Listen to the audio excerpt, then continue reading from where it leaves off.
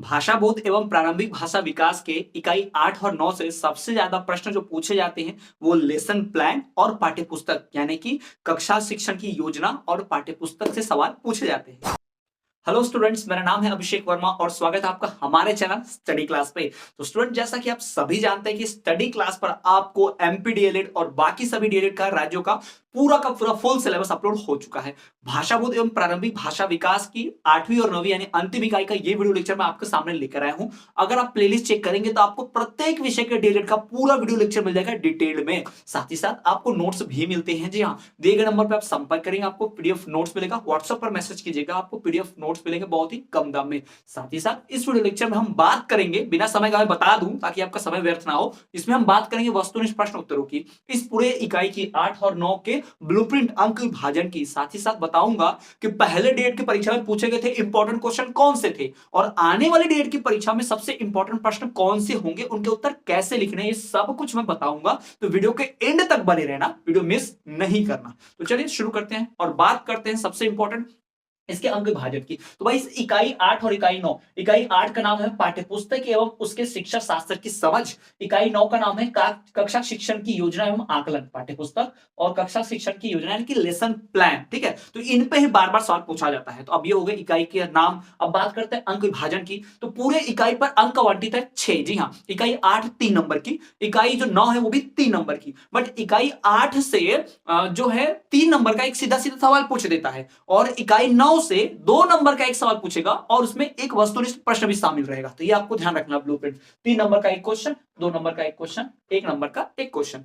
कई कई किताबों में, डीएलएड की किताबों में 8वां और 9वां यूनिट एक में मिलाकर दे देता है, लेकिन आपको ध्यान रखना है कि इसमें से अलग अलग प्रश्न पूछे जाते हैं। जी हाँ, 8 से तो आपको 3 नंबर का ही प्रश्न पूछेगा और 9 से आपको 2 नंबर का ही प्रश्न पूछेगा और एक वस्तुनिष्ठ पूछेगा। तो इस प्रकार से 6 अंक जो है विभाजित हैं। तो ये मैंने आपको बता दिया ब्लूप्रिंट। आई होप कि आपको समझ में आ गया है कि भाई अंक विभाजन किस तरह से है ना। तो अब हम बात करेंगे और बढ़ते हैं सीधा महत्वपूर्ण प्रश्नों की ओर। लेकिन उससे पहले छोटी सी रिक्वेस्ट कि अगर वीडियो अच्छी लग रही है, वीडियो आपको पसंद आ रही है, तो चैनल को सब्सक्राइब करके बेल नोटिफिकेशन ऑल पर रख देना, ताकि डीएलएड से जुड़ी कोई भी notification, result, exam, time table, हर चीज आपको सबसे पहले मिल जाए चैनल पर। क्योंकि जब भी आप कोई नोटिफिकेशन ऐसा आता है तो स्टडी क्लास इस चैनल पर सबसे पहले और सटीक जानकारी मिल जाती है। आप पहले ही वीडियो चेक कर सकते हैं। तो बेल नोटिफिकेशन ऑल पर जरूर रखें सब्सक्राइब करने के बाद। साथ ही साथ आपके जो दोस्त होंगे, क्लासमेट्स होंगे, जो भी ऐसे रीड की पढ़ाई कर रहे होंगे, उन तक ये चैनल जरूर बताइए, ये वीडियो उन तक पहुंचाइए, शेयर कीजिए, ताकि फ्री ऑफ कॉस्ट है, पढ़ने का कोई पैसा यहां नहीं लग रहा चैनल पर।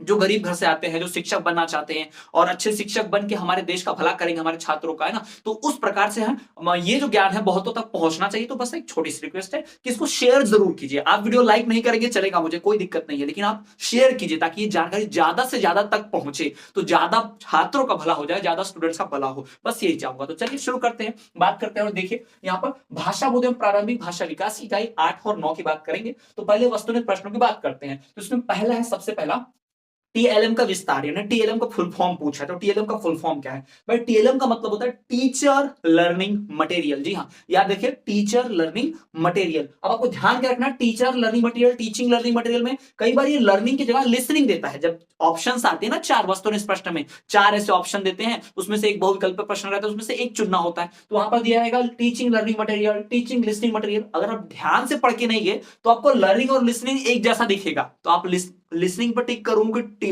लर्निंग पर टिक करूं, कंफ्यूज हो जाएंगे। तो इसलिए आपको ध्यान रखना है, पूरा ध्यान से रखिए भाई, टीचिंग लर्निंग मटेरियल। ठीक है, टीएलएम का फुल फॉर्म होता है टीचिंग लर्निंग मटेरियल। आगे बढ़ते हैं, दूसरा प्रश्न, बुनियादी सामग्री किसे कहेंगे? बुनियादी यानी बेसिक जो मटेरियल वो क्या होगा? उदाहरण के तौर पर अगर कोई स्कूल खोलनी, कोई कोचिंग खोलना है या कोई कोचिंग ट्यूशन क्लास भी चालू करनी है, स्टार्ट करनी है, तो सबसे पहले हम अपने छात्रों को पढ़ाने के लिए भी इंतजाम करेंगे। तो आपको भाई कमरा चाहिए जहां पढ़ाएं। ठीक है, आप पेड़ के नीचे भी क्लास दे सकते हैं, कमरा नहीं रहेगा तब भी चलेगा, लेकिन एक बोर्ड तो होना बहुत जरूरी है ना। एक बोर्ड होना चाहिए, है ना, एक व्हाइट बोर्ड, ब्लैक बोर्ड, जो भी हो होना चाहिए, श्यामपट होना चाहिए। छात्रों को बैठने की व्यवस्था हो। छात्र किस पे बैठेंगे? खड़े खड़े तो नहीं पढ़ सकते, तो छात्र नीचे दरी पर बैठेंगे या फिर बेंच वगैरह पे बैठ सकते हैं, टेबल कुर्सी पर। ठीक, तो वो होगी बुनियादी सामग्री। अभी मैं अपनी बात करूं, जैसे मैं आपको पढ़ा रहा हूं, तो मैं भी बिना बोर्ड के आपको समझा नहीं सकता ना, ऐसे बोर्ड की आवश्यकता तो पड़ेगी। तो मेरे लिए बोर्ड क्या हो गया, बुनियादी सामग्री हो गया। लेकिन ये वीडियो रिकॉर्ड कर आप तक पहुंचाना है तो उसके लिए मुझे मोबाइल कैमरे की जरूरत पड़ती है, तो वो भी बुनियादी सामग्री हो गया। यूट्यूब के माध्यम से भेज पाता हूं मैं वीडियो आप तक, मेरे पास आपका नंबर थोड़ी है ना, मैं आपके घर तक कैसे भेजूंगा। तो ये वीडियो आप तक मिल रही है यूट्यूब पर, फिर आप यूट्यूब पे सर्च करके ढूंढ ले रहे हैं ना।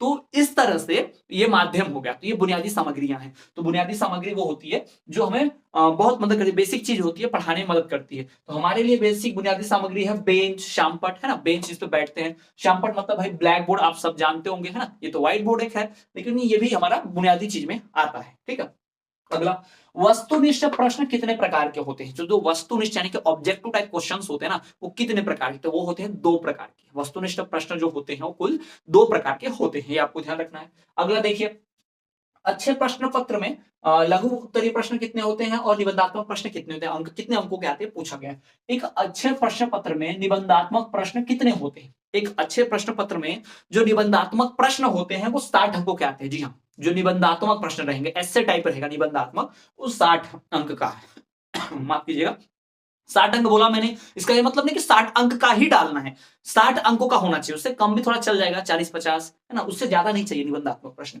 फिर है अच्छे प्रश्न में लघु उत्तरीय प्रश्न कितने अंकों के होते हैं। भाई लघु उत्तरीय प्रश्न जो होंगे 40 अंकों के होंगे। कितने अंकों के होंगे, 40 अंकों। कितने प्रश्न रहेंगे ये नहीं, नंबर मत रखिए, यहां मैंने अंक छूटा है, नहीं लिखा है, लेकिन आपको ध्यान ये रखना है कि जो लघु उत्तरीय प्रश्न होंगे वो 40 अंक के और निबंधात्मक प्रश्न जो होंगे 60 अंक के। एक अच्छे क्वेश्चन पेपर में, एक आइडियल क्वेश्चन पेपर में, आदर्श प्रश्न पत्र में इतने अंकों के निबंधात्मक प्रश्न और इतने अंकों के लघु उत्तरीय प्रश्न होने ही चाहिए। ठीक है, क्लियर है। चलिए आगे बढ़ते हैं।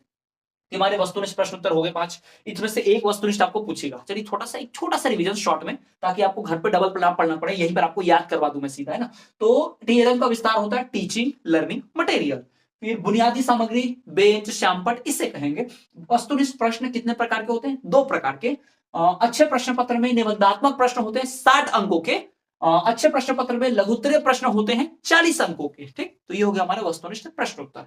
अब आगे बढ़ते हैं और बात करते हैं कुछ थ्योरेटिकल क्वेश्चंस की, जो अति लघु उत्तरीय या फिर आपको लघु उत्तरीय प्रश्न उत्तर में पूछ सकता है, 2 या 3 नंबर के लिए पूछ सकता है। ठीक है, तो चलिए देखते हैं। प्रश्न है, पाठ्य पुस्तक का महत्व बतलाइए। पाठ्य पुस्तक यानी कि बुक, उसका महत्व क्या है।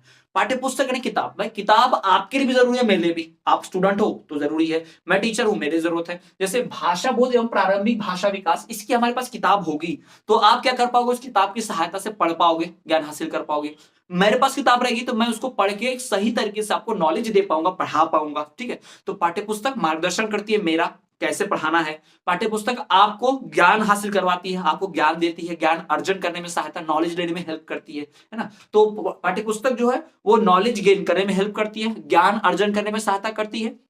पाठ्यपुस्तक जो है वो मार्गदर्शन करती है, डायरेक्ट करती है, डायरेक्शन देती है कि भाई ऐसे पढ़ना है, इधर ऐसे यूनिट्स हैं, इतने यूनिट्स हैं, है ना। तो ये ध्यान रखना आपको। तो ये पाठ्यपुस्तक का महत्व है। पाठ्यपुस्तक हमें क्या करती है, सिखाती है। पाठ्यपुस्तक हमारी कमियां दूर करती है।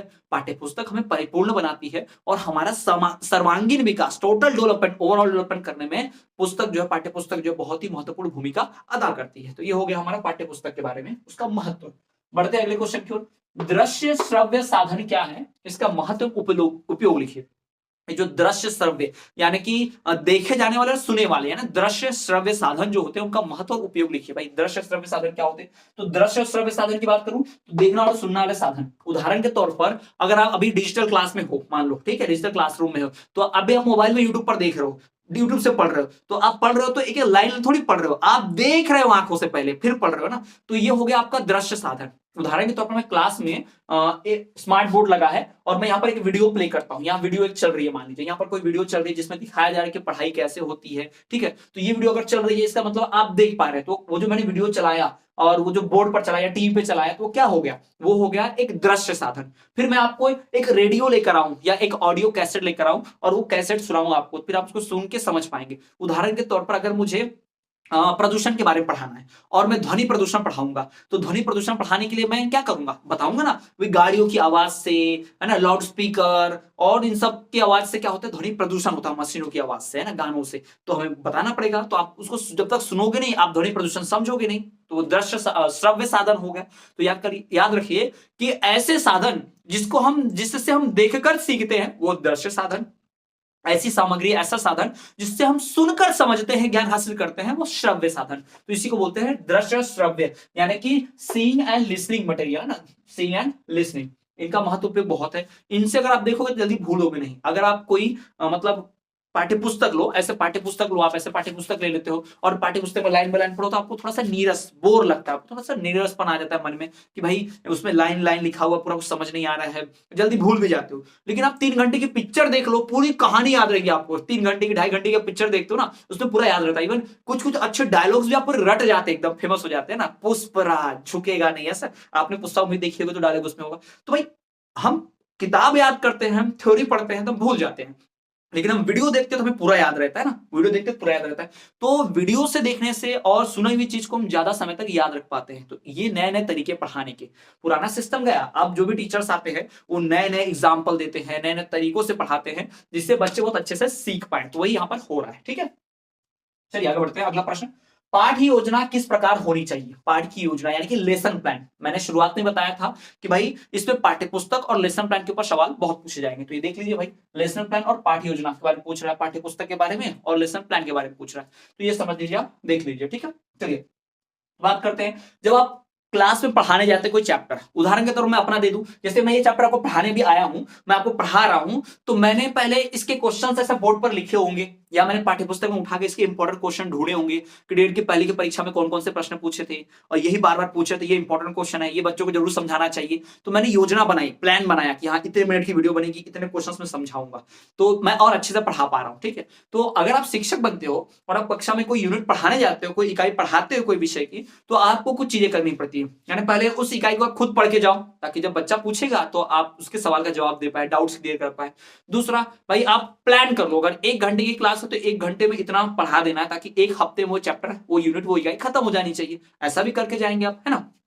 तो इस प्रकार से अब किस मेथड से आप छात्रों को पढ़ाएंगे? बोर्ड पे समझाएंगे, लिखकर चित्र बनाकर समझाएंगे, या कॉपी में लिखवाएंगे, एग्जांपल्स करवाएंगे, उदाहरण करवाएंगे ना। तो ये बातें भी, प्रक्रिया भी ध्यान रखना है। ठीक है, तो देखिए पाठ्य योजना किस प्रकार होनी चाहिए। पाठ्य योजना में सबसे पहले कक्षा अवधि डिसाइड करते हैं, कक्षा अवधि यानी कितने समय तक कक्षा चलेगी। दूसरा पूर्व ज्ञान, यानी पहले ऐसा ज्ञान होना चाहिए, पहले से आपको पता होना चाहिए उस टॉपिक के बारे में, तभी आप बहुत अच्छे से उसको पढ़ा पाएंगे, एक्सप्लेन कर पाएंगे। उदाहरण के तौर पर जैसे मैंने डीएड की परीक्षा पास की थी, मैंने डीएड पढ़ा हुआ है, मैंने 87% लिया था डीएड में, मेरे 87% है डीएड में। तो अगर मुझे, मैंने डीएड नहीं पढ़ा होता पूर्व में, मुझे पहले से नॉलेज नहीं होता डीएड का, मेरे 87% नहीं बनते, तो मैं आपको कैसे पढ़ा पाता? मैं आपको पढ़ा पा रहा हूं क्योंकि मैंने पहले नॉलेज लिया। तो पूर्व ज्ञान होना ही चाहिए आपको विषय का, तभी आप अपने छात्रों को अच्छे से पढ़ा पाओगे। दूसरा उद्देश्य, भाई पढ़ाना क्यों है? मैं आपको क्यों पढ़ा रहा हूं? ताकि आप पढ़ो और भूल जाओ? नहीं, मैं इससे पढ़ा रहा हूं ताकि आप पढ़ो, आपको याद हो और परीक्षा में आप अच्छे नंबर से पास हो जाओ, एक अच्छे शिक्षक बनो, इससे मैं पढ़ा रहा हूं। तो मेरे पढ़ाने का ये उद्देश्य है। तो जब भी आप बच्चों को पढ़ाएं तो आप अपना उद्देश्य बनाएं कि हम बच्चों को क्यों पढ़ा रहे हैं, आखिर ये पाठ पढ़ाना क्यों है हमें ना। ठीक, उसके बाद प्रक्रिया, किस मेथड से पढ़ाना है, कौन सा तरीका अपनाना है जिससे हम पढ़ाएं। जैसे मैं 2 तरह की वीडियो बनाता हूं, एक मैं जो अभी फेस वीडियो बना रहा हूं, बोर्ड पे एक्सप्लेन कर रहा हूं। एक वीडियो होता है जो मैं स्क्रीन रिकॉर्डिंग करता हूं, अपने आईपैड पे लिख देता हूं नोट्स और उसकी स्क्रीन रिकॉर्डिंग करते हुए बोल बोल के समझाता हूं। उसमें आप मेरा फेस, चेहरा नहीं देख पाते हैं ना, देखोगे आपने, वो वीडियो भी मेरे चैनल पर है। ठीक, तो ये 2 तरीके होते हैं। तो कौन सा तरीका आपको अपनाना है, अच्छा रहता है, वो तरीका अपनाइए। आप बताइए कमेंट करके आपको कौन सा तरीका अच्छा लगता है, कि मैं फेस कैम से जो वीडियो बनाता हूं अभी, ये अच्छा रहता है, या फिर आईपैड पे मैं लाइन बाय लाइन एक्सप्लेन करता हूं थ्योरी, वो अच्छा रहता है। आप कमेंट करके बता सकते हैं। ठीक है, और फिर है लास्ट स्व मूल्यांकन। भाई खुद का स्व मूल्यांकन, यानी आपने पढ़ाया कैसा है। बच्चों के जब कमेंट आते हैं मेरे कमेंट सेक्शन में, सर आपने ऐसा पढ़ाया, सर आप बहुत अच्छा पढ़ाते हैं, तो बहुत खुशी होती है। मेरे लिए वही इनाम है, आपका जो कमेंट्स पढ़ के ना मुझे बहुत खुशी होती है। मैं कोशिश करता हूँ कमेंट्स का रिप्लाई दूं, जितने को हो सकते दे पाता हूँ। कई बार नहीं हो पाती है, गलती हो जाती है मुझसे, छूट जाता है, उसके लिए माफी, लेकिन मैं कोशिश करूंगा कि सबके जवाब दिया जाए। ठीक है, और आपका कमेंट से मेरा इनाम है, मेरा प्राइज है, बहुत खुशी होती है मुझे पढ़कर। ठीक, तो मुझे अपना मूल्यांकन पता चल जाता है कि हाँ बच्चे ने बोला कि अच्छा पढ़ाया सर। ठीक, कोई कमेंट करता है सर थोड़ा जल्दी फास्ट बोलते हैं, थोड़ा धीरे धीरे बोलिए। ठीक है, तो मैं कोशिश करता हूँ थोड़ा धीरे धीरे समझाऊं। ठीक, तो मेरा मूल्यांकन मैं आपके कमेंट्स के द्वारा कर लेता हूं। तो स्वयं का मूल्यांकन करेंगे तभी हमारा सुधार होगा, तभी मेरे टीचिंग, पढ़ाने की तरीके में थोड़ा बदलाव होगा और अच्छा पढ़ा पाऊंगा मैं। ठीक है, चलिए तो ये ध्यान रखना आपको पाठ्य योजना के बारे में। अगला प्रश्न है, पाठ्य पुस्तक की परिभाषा में अर्थ लिखिए। भाई पाठ्य पुस्तक की परिभाषा और अर्थ ध्यान से सुनिए। पाठ्य पुस्तक दो शब्दों से मिलकर बना है, पाठ्य पुस्तक। पाठ्य का मतलब होता है जो पढ़ने योग्य हो, पुस्तक का मतलब होता है किताब, जिसको पढ़ के ज्ञान हासिल हो जाए उसको किताब बोलते हैं। ऐसी चीज जिसको पढ़ के ज्ञान हासिल हो उसको किताब कहते हैं, ठीक है। तो पाठ्य पुस्तक भाई दो शब्दों से मिलकर बना है, पाठ्य और पुस्तक। पाठ्य का मतलब होता है पढ़ने योग्य, और पुस्तक का मतलब होता है ऐसी किताब जिसको पढ़ के ज्ञान अर्जित किया जा सके, उसे पुस्तक कहते हैं। पाठ्य पुस्तक की अगर परिभाषा की बात की जाए तो ऐसी पुस्तक जो पढ़ने और पढ़ाने के योग्य हो उसे पाठ्य पुस्तक कहते हैं। जी हाँ, जो पढ़ने और पढ़ाने दोनों के योग्य हो, मतलब मुझे पढ़ाने में भी अच्छे लगे, आपको उसे पढ़ने में भी आसानी हो, अच्छे लगे, तो उसे हम पाठ्य पुस्तक कहते हैं। तो पाठ्य पुस्तक जो है ऐसी पुस्तक जो पढ़ने और पढ़ाने के योग्य हो उसे पाठ्य पुस्तक कहा जाता है, ठीक। उसके बाद देखिए भाई, पाठ्य पुस्तक का उपयोग लिखिए। पाठ्य पुस्तक का क्या उपयोग है, अभी हमने जो महत्व पढ़ा था ना, पाठ्य पुस्तक से हमें मार्गदर्शन मिलता है, पाठ्य पुस्तक से ज्ञान मिलता है, पाठ्य पुस्तक से हम सिलेबस के बारे में जानकारी रखते हैं, पाठ्य पुस्तक हमारा सहायता करता है ज्ञान अर्जित करने में, अच्छे से सीखने में, संपूर्ण जानकारी में, किसी बालक छात्र के सर्वांगीण विकास ओवरऑल डेवलपमेंट में भी पाठ्य पुस्तक मदद करती है। तो ये हो गया पाठ्य पुस्तक का उपयोग, ठीक है। तो ये सारे महत्वपूर्ण प्रश्न हो गए, जिसे 10 महत्वपूर्ण प्रश्न उत्तर मैंने आपको बताए जो परीक्षा की दृष्टि से बहुत महत्वपूर्ण है। ये डीएलएड के पहले की परीक्षाओं में बार बार ये सवाल पूछे गए हैं, और आने वाली आगामी डीएलएड की परीक्षा में भाई जरूर पूछा जाएगा, बहुत इंपॉर्टेंट है, पूछा ही जाएगा, ध्यान रखिएगा आने वाली डीएलएड की परीक्षा में। और अभी जो परीक्षा हुई उसमें पूछा गया था, ठीक है। तो आपको ध्यान रखना है। मैं थोड़ा सा साइड होता हूं, आप इसका स्क्रीनशॉट ले लीजिए, है ना, वीडियो को रोक लीजिए, स्क्रीनशॉट ले लीजिए, या फिर वीडियो रोक करके आप क्वेश्चन आंसर्स लिख भी सकते हैं, या इंपॉर्टेंट क्वेश्चन फटाफट लिख भी सकते हैं। तो आपको पढ़ाई करने के लिए, रिवीजन के लिए बहुत अच्छा हो जाएगा, ठीक है। तो चलिए आगे बढ़ते हैं और बात करते हैं कुछ अन्य और महत्वपूर्ण प्रश्नों की। तो स्टूडेंट्स, अभी तक हमने सबसे महत्वपूर्ण प्रश्न उत्तरों की बात की, और अब हम बात करेंगे अन्य सबसे महत्वपूर्ण प्रश्न उत्तर जो हाल ही में डीएलएड की परीक्षा में पूछे गए थे, और इनके फिर से पूछे जाने की संभावना बहुत ही ज्यादा है, सबसे प्रबल है। तो चलिए उनकी बात करेंगे, लेकिन उससे पहले एक छोटी सी रिक्वेस्ट कि अगर चैनल पर नए हैं, अभी तक की वीडियो आपको पसंद आई है, फायदा हो रहा है पढ़ाई में, तो चैनल को सब्सक्राइब करके बेल नोटिफिकेशन ऑल पर जरूर रखें, साथ ही साथ वीडियो को लाइक करें। और मैं बताना चाहूंगा, इस वीडियो के डिस्क्रिप्शन में हमारे टेलीग्राम ग्रुप का लिंक है, जहां से आप टेलीग्राम चैनल को ज्वाइन कर सकते हैं। वहां आपको नोट्स, नोटिफिकेशन, न्यूज सब कुछ मिलती है, वीडियोस भी मिलती है। तो आप उस टेलीग्राम ग्रुप को जाके ज्वाइन कर लीजिए, वीडियो के डिस्क्रिप्शन में लिंक मिलेगी, तुरंत ज्वाइन कर सकते हैं। साथ ही साथ मेरे सोशल मीडिया हैंडल्स की भी लिंक है, जहां आप मुझे इंस्टाग्राम पे फॉलो कर सकते हैं, फेसबुक पे हमारे पेज को फॉलो कर सकते हैं, साथ ही साथ आप हमें अन्य सोशल मीडिया पे फॉलो कर सकते हैं। तो चलिए बात करते हैं और देखते हैं कि सबसे महत्वपूर्ण प्रश्न उत्तर कौन से हैं। तो मूल्यांकन से क्या तात्पर्य है, अच्छे मूल्यांकन की विशेषता बतलाइए, मूल्यांकन के प्रकार बतलाइए। तो भाई मूल्यांकन बहुत जरूरी है, इस बात को ध्यान रखिए कि मूल्यांकन से जुड़ा हुआ सवाल पूछेगा ही पूछेगा, ठीक। तो चलिए मूल्यांकन की बात करते हैं। तो भाई मूल्यांकन का अर्थ होता है, मूल्यांकन का शाब्दिक अर्थ बोले, यानी शब्द, इस मूल्यांकन शब्द का अर्थ बोले तो उसका मतलब होता है मूल्य आंकना, यानी कि मूल्यांकन। जी हाँ, मूल्य को आंकना। शिक्षण से छात्रों के व्यवहार में परिवर्तन को ही, हमने जो सिखाया उससे छात्र के व्यवहार में क्या परिवर्तन आया, इसे मूल्यांकन कहते हैं। मूल्यांकन का अर्थ होता है शिक्षण से छात्र के व्यवहार में जो परिवर्तन आए हैं उसे जांचना, उसे परखना ही मूल्यांकन कहा जाता है। और मूल्यांकन का शाब्दिक अर्थ है मूल्य आंकना, ठीक। अब बात करें मूल्यांकन की विशेषताएं क्या होती हैं, मूल्यांकन की विशेषताएं, उसका महत्व क्या होता है, देख लीजिए। तो मूल्यांकन में वैधता होती है, ठीक है। वैधता का मतलब है भाई मूल्यांकन आज किया, इसका मतलब ये जिंदगी भर वो इंसान वैसा ही रहेगा। अगर हमने शुरुआत में कक्षा 10वीं में एक टेस्ट ले ली पहले 2 महीने में, इसका मतलब ये नहीं है कोई बच्चा उस टेस्ट में टॉप कर गया, होशियार है, तो साल के अंत तक होशियार ही बना रहेगा, हमेशा वही टॉप करेगा, नहीं। इसलिए मूल्यांकन में वैधता होती है कि इतने समय तक ही मूल्यांकन मायने रखता है, उसके बाद फिर से मूल्यांकन करना पड़ जाएगा, ठीक है। विश्वसनीयता, भरोसा होता है, भाई मूल्यांकन किया है तभी तो पता चलेगा ना। अब मैं कोई सामने, मुझे क्लास में कोई बच्चा बहुत बोलता है, वो बहुत आगे आके सवाल का जवाब देता है, लेकिन परीक्षा में उसके नंबर ही नहीं आते हैं, मूल्यांकन जब तक नहीं, वो पता ही नहीं चलेगा वो व्यक्ति सच में होशियार है, उसके अंदर नॉलेज है कि नहीं है, टैलेंट है कि नहीं, प्रतिभा है कि नहीं। वस्तुनिष्ठता, ऑब्जेक्टिव्स, फिर व्यापकता, उपयोगिता, इन सब का, ये सब विशेषताएं हैं किसी अच्छे मूल्यांकन की। एक अच्छे मूल्यांकन की विशेषताएं वैधता, विश्वसनीयता, वस्तुनिष्ठता, व्यापकता, उपयोगिता, ये सब कुछ एक अच्छे मूल्यांकन की विशेषताएं हैं।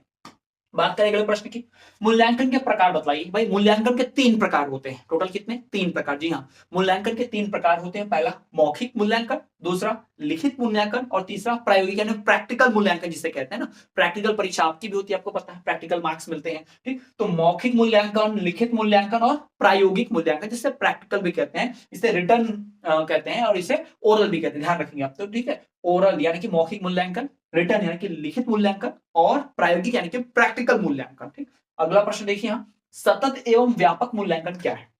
सतत मतलब कंटिन्यूअस होता है, ठीक है। और व्यापक का मतलब होता है डिटेल में, ध्यान रखेंगे, ठीक है। सतत एवं व्यापक मूल्यांकन क्या है, इससे भी जुड़ा हुआ सवाल पूछा जाता है। अगर आपको डीएलएड के प्रीवियस ईयर के क्वेश्चन देखेंगे, अगर आपको प्रश्न पत्र चाहिए तो टेलीग्राम चैनल ज्वाइन करो, वहां पे प्रीवियस ईयर क्वेश्चन पेपर मैंने डाल रखे हैं ऑलरेडी, ठीक। तो आपको अगर जानना है कि ये प्रश्न आता है कि नहीं, तो आता है भाई, बहुत इंपॉर्टेंट है, बार बार ये प्रश्न पूछता है, सतत और व्यापक मूल्यांकन, ठीक। तो देखिए, सतत मूल्यांकन का मतलब होता है निरंतर, यानी कंटिन्यूअस, बार बार मूल्यांकन करना। एक हफ्ते में टेस्ट दी, कौन अच्छा पढ़ रहा पता चल जाएगा, ठीक है। फिर अगले हफ्ते भी टेस्ट दी, फिर कोई अच्छा पढ़ रहा था, इस हफ्ते में उसको 0 मार्क्स आ गए, पता चला कि ये नालायक ने पढ़ना बंद कर दिया। फिर मान लो तीसरे हफ्ते टेस्ट दी, उसने पढ़ना शुरू कर दिया, अरे हाँ बेटा फिर से पढ़ रहा है। तो सतत मूल्यांकन यानी कि निरंतर मूल्यांकन, यानी बार बार टेस्ट देना, बार बार मूल्यांकन करने से पता चलते रहेगा वास्तविक स्थिति, कौन पढ़ाई कर रहा है, कौन नहीं कर रहा है, कौन छात्र सीख रहा है, ज्ञान अर्जित कर रहा है, कौन नहीं कर रहा है, पता चलेगा, है ना। फिर व्यापक मूल्यांकन, व्यापक मूल्यांकन में छात्र के गुणात्मक मूल्यांकन को जाना जाता है, यानी छात्र में गुणात्मक मूल्यांकन है, छात्र में भावनात्मक विकास हो रहा है कि नहीं, छात्र के सोचने की शक्ति अच्छी हो रही है कि नहीं, छात्र जो है वो इंग्लिश अच्छे से बोल पा रहा है कि नहीं बोल पा रहा है, छात्र के अंदर बेसिक चीजें, ज्ञान जो व्यवहारिक ज्ञान, दुनियादारी की जो समझ है वो आ रही है कि नहीं आ रही है, ये सब हमें पता चलेगा व्यापक मूल्यांकन से, ठीक है। तो सतत मूल्यांकन जो है उसे निरंतर मूल्यांकन भी कहते हैं, और जो व्यापक मूल्यांकन है उसे गुणात्मक मूल्यांकन भी कहते हैं, ठीक है। तो ये मैंने आपको बता दिया, सतत मूल्यांकन और व्यापक मूल्यांकन।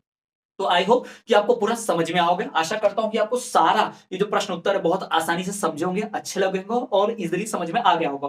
वीडियो आपको कैसे लगी आप कमेंट करके बता सकते हैं। साथ ही साथ स्टूडेंट्स, अगर आपको और वीडियो लेक्चर चाहिए, नोट्स चाहिए, तो आप दिए गए नंबर पर संपर्क कीजिए, जो नंबर दिया है उस पर व्हाट्सएप पर मैसेज कीजिए, पीडीएफ नोट्स मिल जाएंगे बहुत ही कम दाम में। साथ ही साथ अगर चैनल पर पहली बार आए हैं तो चैनल को सब्सक्राइब करके बेल नोटिफिकेशन ऑल पर जरूर रखिए। दूसरे विषयों की वीडियो देख लीजिए, चैनल की प्लेलिस्ट चेक करो, आपको सारी वीडियोस मिल जाएगी, चैनल की प्लेलिस्ट चेक करो। जी हाँ, बहुत प्रकार की वीडियोस मिलेंगी चैनल पर, हर सब्जेक्ट का अलग प्लेलिस्ट मिलेगा आपको, उसमें एमसीक्यूज भी मिलेंगे आपको, अष्टमिश प्रश्न उत्तर हर इकाई का अलग अलग मैंने पढ़ाया हुआ है, वो भी आपको मिल जाएगा। साथ ही साथ आप हमें अन्य सोशल मीडिया पे फॉलो कर सकते हैं, जैसे कि आप हमें फेसबुक, इंस्टाग्राम और टेलीग्राम पे फॉलो करना ना भूलें, हम हर जगह हैं।